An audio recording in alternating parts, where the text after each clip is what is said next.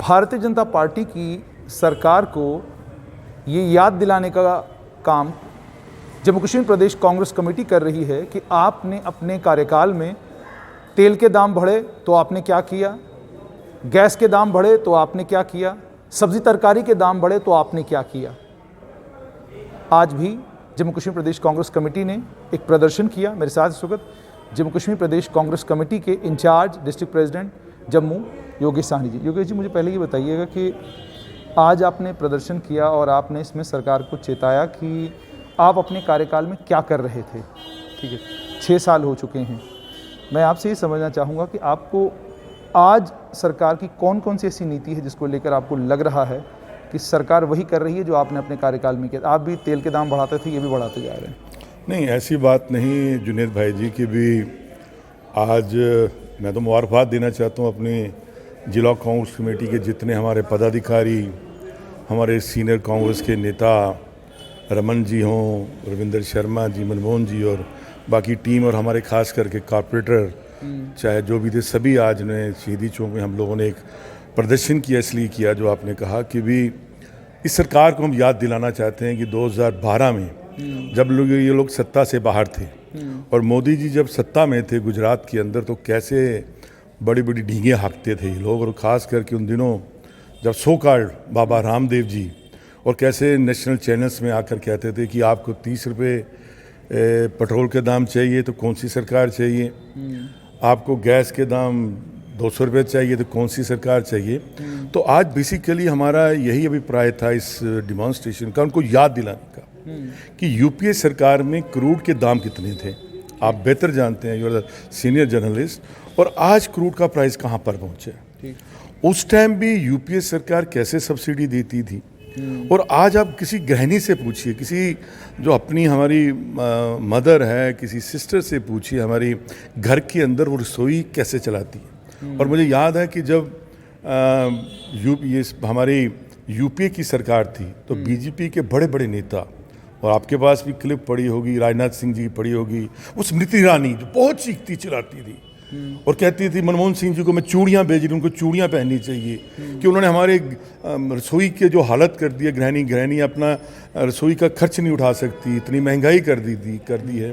और यही अपना महरूम सुषमा स्वराज जी हम कहना नहीं चाहते अब उनका। और ये लोग इतनी ढींगे ढालते थे, हम तब भी कहते थे इनकी कथनी और करनी में बहुत फ़र्क है।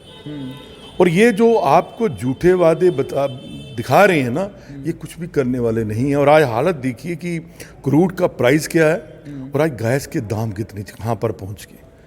और लोगों ने सही आजकल कहा भाई अक्कड़ बक्कड़ पंबे पे 80-90 पूरा 100, तो ये 100 को क्रॉस करेगा आज। क्योंकि मैं इसलिए जानता हूँ कि गैस का प्राइस इतने इन्होंने बढ़ाए हैं कि मैं खुद लेके जाता हूँ, गैस लेने जाता हूँ गैस एजेंसी के पास। मुझे मालूम था कि मेरे अकाउंट में कोई 300, 350, 325 रुपए के करीब वो रिफंड हुआ करते थे। आज एक पैनी रिफंड नहीं हो रही। Who is responsible for that. महंगाई कहाँ पहुंच गई। और एक ही बहाना, कोरोना का बहाना। कोरोना में भी अगर प्राइम मिनिस्टर केयर फंड लिया तो कहाँ गया, बड़े सवालिया निशान है। और आज इस समय हम लोगों ने यही प्लानिंग शुरू की है। प्लानिंग क्या की है, लोगों के बीच जागरूकता लाने के लिए, जगाने के लिए कि अब लोगों को जागने की ज़रूरत है। अच्छा, मुझे बताएं सानी साहब, आप इतनी कोशिशें करते हैं लेकिन उसके बावजूद आम लोगों के बीच में कांग्रेस क्यों नहीं। आप प्रदर्शन भी करते हैं, अलग अलग मुद्दों को लेकर अब सड़क पर भी उतरते हैं। यही मुद्दे भाजपा लेकर उतरती थी और लोग समर्थन देते थे, लेकिन आप लोगों के बीच में क्यों नहीं जा पा रहे और लोगों का समर्थन आपको क्यों नहीं मिल रहा। देखिए, लोगों को अभी भी जो एक फोबिया उनके में है ना, उसको निकालने में वक्त लगेगा। और जैसे कल आपने एक चीज़ देखी, अगर राज्यसभा के अंदर देखो कि कैसे भावुक होके, क्योंकि उनको एक टेक्निक आती है। ये लोग जो आरएसएस के जो लोग हैं ना, इनकी टेक्निक को हम लोग कांग्रेस वाले बड़ी देर के बाद समझते हैं।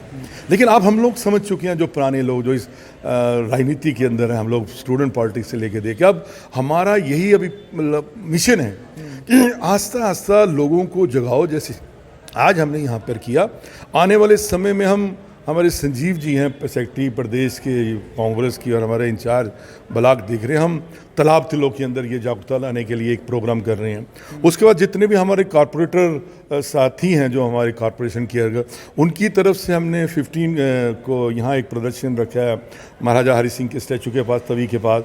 उसके बाद हमने एक विवेकानंद चौक में 17 को रखा है। सानी साहब, यहाँ पर आपको रोककर आपसे ही समझना चाहूँगा कि संगठन में एक लंबे समय तक आप कांग्रेस के हेडक्वार्टर पर नज़र नहीं आते थे, जब तक कांग्रेस में वो नेता थे जो सारे आज भाजपा ज्वाइन कर गए हैं या अपनी पार्टी में चले गए हैं। प्राथमिकता क्या है कांग्रेस की? कांग्रेस को नेता तब याद आता है जब बाकी नेता पार्टी छोड़ जाते हैं, या कांग्रेस को आप याद ही थे मगर आप खुद नहीं आते थे? नहीं, मैं तो काफ़ी देर से महामंत्री था प्रदेश कांग्रेस कमेटी, और खास करके भी मैं उन दिनों भद्रवा, किश्तवाड़ और ख़ास करके जो डोडा हमारा पुराना डिस्ट्रिक्ट है उसको देख रहा था, और रामबन को देख रहा है। ऐसे राजनीतिक तौर पर, पार्टी के तौर पर मैं ये 2 डिस्ट्रिक्ट देख रहा था। तो मेरा ज़्यादा वहीं समय व्यतीत होता था कि पार्टी को कैसे मजबूत किया जाए, और ख़ास करके क्योंकि मैं जम्मू से बिलोंग करता हूँ, क्योंकि मुझे खास जम्मू ईस्ट के लोगों ने, खास शहर के लोगों ने बड़ा प्यार दिया, और मैं यहाँ से विधायक रहा, मंत्री रहा, इन लोगों की बदौलत तो जम्मू वेस्ट से भी रहा। तो ऐसा नहीं, हम लोग तो पार्टी के शुरू से साथ सिपाही हैं। तो हमारा तो यही मिशन है कि हमने पार्टी जहाँ तक हो सके, ये समुंदर है कांग्रेस, आप किसको भी कहें। कई लोग पार्टी में आते हैं, कोई छोड़ के चले जाते हैं, लेकिन शुरू से ये कांग्रेस युवा कभी ख़त्म होने वाली है नहीं। ये कांग्रेस बढ़ती ही जाएगी, और हमारी कोशिश यही जारी रहेगी कि लोगों में जागरूकता लाना, लोगों को जगाना, झूठे वादे नहीं करने। इसलिए हमारा मिशन जो है चलता रहेगा। सानी साहब, कल राज्यसभा में प्रधानमंत्री नरेंद्र मोदी ने बड़ा भावुक होकर नेता प्रतिपक्ष और कांग्रेस के दिग्गज और पूर्व मुख्यमंत्री गुलाम नबी आज़ाद की तारीफ़ की, और उन्होंने ये भी कहा कि जिस भाषा का वो प्रयोग करते हैं उससे बहुत कुछ सीखने की ज़रूरत है। और गृह मंत्री भी मुस्कुराते नज़र आए, प्रधानमंत्री भी मुस्कुराते नज़र आए, और आज़ाद साहब भी मुस्कुराते नज़र आए। तो इस मुस्कुराहट के पीछे कोई राज है, या आपको लगता है कि ये सिर्फ एक राज्यसभा का, चूँकि वो वहाँ छोड़ कर जा रहे थे? नहीं, ऐसी कोई बात नहीं। लेकिन अगर आप आज़ाद साहब की हिस्ट्री अगर जो आपने कल सुना हो, क्योंकि मैं तो लाइव देख रहा था, और मेरे नेता हैं वो मेरे नेता रहेंगे, कि भी उनके कद्वर नेता आज की परिस्थिति में राज्यसभा के अंदर नहीं है। उनका बोलने का लहजा, उनका लोगों के साथ प्यार, और जिस तरीके से प्राइम मिनिस्टर ने उनकी तारीफ़ की, ये एक उनका पर्सनल टच था कि कैसे एक चीफ मिनिस्टर ने, जब वो नए चीफ मिनिस्टर बन के आए जम्मू कश्मीर के अंदर, तो उनके लिए, उनके दिल में क्या दर्द था लोगों के लिए, और वो एक पर्सनल टच उन्होंने शो किया ऑनरेबल प्राइम मिनिस्टर ने आज़ाद साहब के बारे में। उनका दोस्ताना ताल्लुकात हो सकती हैं, और ये बहुत बड़ी बात है। लेकिन सानी साहब, यहीं पर आपसे जानना चाहूँगा कि जम्मू कश्मीर का फ्लोरिकल्चर विभाग है और कई अन्य विभाग हैं, जिस जगह गुलाम नबी आज़ाद के नाम की नेम प्लेट थी या इनॉग्रेशन स्टोन था, उस इनॉग्रेशन स्टोन को हमें नहीं पता किन्होंने तोड़ा गया, लेकिन अभी तक जम्मू कश्मीर के किसी भी विभाग ने दोबारा से उन स्टोन्स को ना तो ठीक किया, ना उन स्टोन्स को दोबारा से लगाया। प्रधानमंत्री इतना बड़ा कद गुलाम नबी आज़ाद का है, वो जानते हैं, लेकिन क्या जम्मू कश्मीर की सरकार नहीं जानती? और अगर जम्मू कश्मीर की सरकार जानती है तो आप सरकार को क्यों नहीं बताते कि भाई ये तो पूर्व मुख्यमंत्री का लगाया हुआ इनॉग्रेशन स्टोन था, इसको तोड़ने की ज़रूरत क्या थी? देखिए, आपने बड़ी अच्छी जुनेद जी बात की, और जो स्टेचर मोदी जी ने आज़ाद साहब का बताया कि पूरे भारतवर्ष में, और ख़ास करके चाहे वो कोई भी अपोजिशन पार्टी थी, शिवसेना थी, चाहे समाजवादी पार्टी थी, बहुजन समाजवादी पार्टी थी, एनसीपी थी, उनके जितने भी लीडर, सीपीआई के, सीपीएम के, थ्रू आउट में देख रहा था कि हिंदुस्तान की जितनी भी बड़ी अपोजिशन पार्टी थी, सब ने उनके बारे में कहा कि हमें इनसे कुछ सीखना पड़ेगा। और जो ये आज़ाद साहब ने जो 28 साल जो हाउस के अंदर गुजारे, वो एक घर बन जाता अपना। और दूसरी बात जो आपने कही, ये एक इशारा होना चाहिए यहाँ की लीडरशिप को और यहाँ की सरकार को। आप एक बात करते हैं, मैं कई मिसालें आपको दे सकता हूँ। अगर आप महाराजा हरि सिंह पार्क की ओर देखें, इस महाराजा हरि सिंह पार्क की नींव रखने वाले गुलाम नबी आज़ाद साहब थे।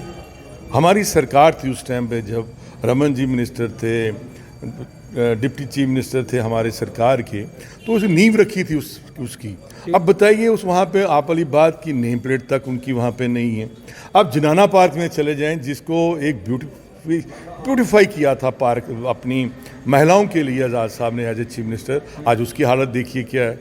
अब चले जाएं अपना टूलिप गार्डन जो है हमारा घोर कैंप में, उसकी हालत देखिए।